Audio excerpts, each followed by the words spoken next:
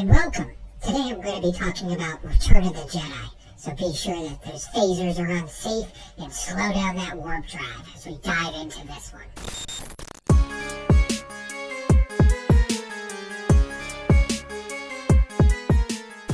Star Wars 6 Return of the Jedi, fondly remembered as the one that killed the franchise for 16 years. The film centers on Luke and his buddies, who are still trying to juggle work and family in the big city.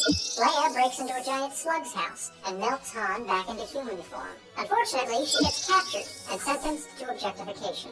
Luke arrives and gets himself captured too, but they don't have a bikini in his size, so the slug decides to throw his big mouth into a big mouth. A fight ensues, and fan favorite Boba Fett is given the honorable send-off he deserves.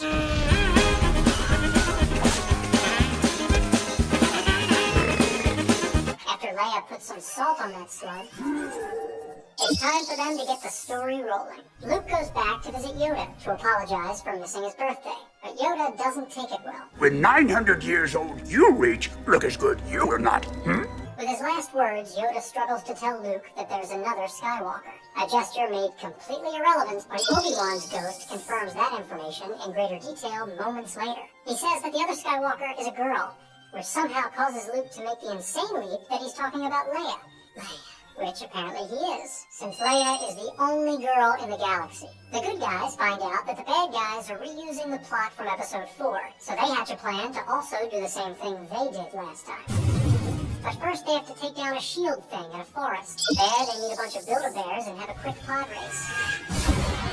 Luke tells Leia about the whole twin situation, which she says she knew all along. I've always known. Yep, never a doubt in her mind. Luke surrenders to Vader, who takes him to his supervisor, the Grand Wizard. The wizard informs him that the new Death Star is fully operational, and the good guys are about to get hosed big time. It's a trap! And Luke gets mad and cuts off Vader's hand for synchronicity's sake. The wizard says to kill Darth Vader. Take your father's place at my side. Damn, dude, bros before foes. And Darth Vader, you gonna let him do you like that? Not even a word of objection? Shit. Fortunately, Luke still puts dads before cads, and politely gives the wizard his 2 weeks' notice. I'll never turn to the dark side. What's a new thing they can throw in there? Okay, sure, how about lightning? After 2 whole minutes of silently watching his own flesh and blood get tortured, Vader fulfills the American dream by throwing his boss over the railing, something that a supremely powerful being who can manipulate objects with his mind is powerless to stop. Luke takes off Vader's mask, and Vader dies of sun exposure.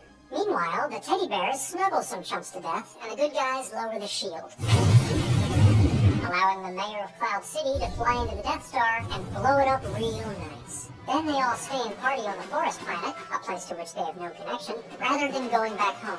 It's not like they have families or anything. Speaking of family, Leia intentionally makes Han think that she's dumping him for Luke just to be an asshole. You love him. Yes. And Luke burns his father's body at a haunted house. Like its predecessors, Return of the Jedi contrasts the Empire's cold reliance on technology with the more humanistic nature of the Rebellion and its allies. The Bears. The Empire looks to satisfy their destructive ambitions with technology, like this robot chicken and this harmonica. Conversely, the Bears live a simple existence off the land. They just want to chill out, relax, and savor the taste of human flesh. And while the Rebellion is racially and genderifically diverse, the Empire consists entirely of human dude bros who want everyone to see how big their balls are. The lush forest moon Endor is based on the earth jungles of Vietnam during Vietnam War I. Like the Viet Cong, the bear people menace their more technologically advanced and well-funded invaders with cunning and primitive booby traps. But try as they might, the rebellion can't win with boobies alone. Instead of matching technology with technology, they opt to squeeze all the juice they can out of Vader's compassion fruit. There is good in him. I felt it. In other words, sending an unemployed guy in his early 20s to convince his estranged father to quit his lucrative job. Obi-Wan says it's never gonna work. He's more machine now than man. But Luke doesn't know the meaning of the words never gonna, since he's an idiot. However, once Vader sees that Luke is never gonna give him up or let him down, he chooses to run around and desert his old principles, proving that self-sacrifice is the most human thing there is. Was. Same difference. This transition from machine to man can also be heard in the film's music, provided one has ears. The menacing and mechanical Vader theme shifts in tempo, rhythm, and instrumentation to become light and organic at the moment of father-son reconciliation. This ties into Earth musician Richard Wagner's concept of the leitmotif, or a recurring musical phrase that is associated with a theme, such as the Force,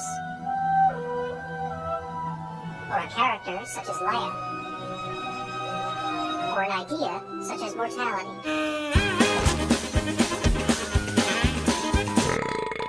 The concept of the heavy motif wasn't understood until decades later, when humans finally discovered the brown note. I'm Blink, your AI comic book community host, and thank you for watching. If you haven't already, please consider maybe hitting the subscribe, the like, or one of those buttons around there to let me know that you're watching. And thank you again.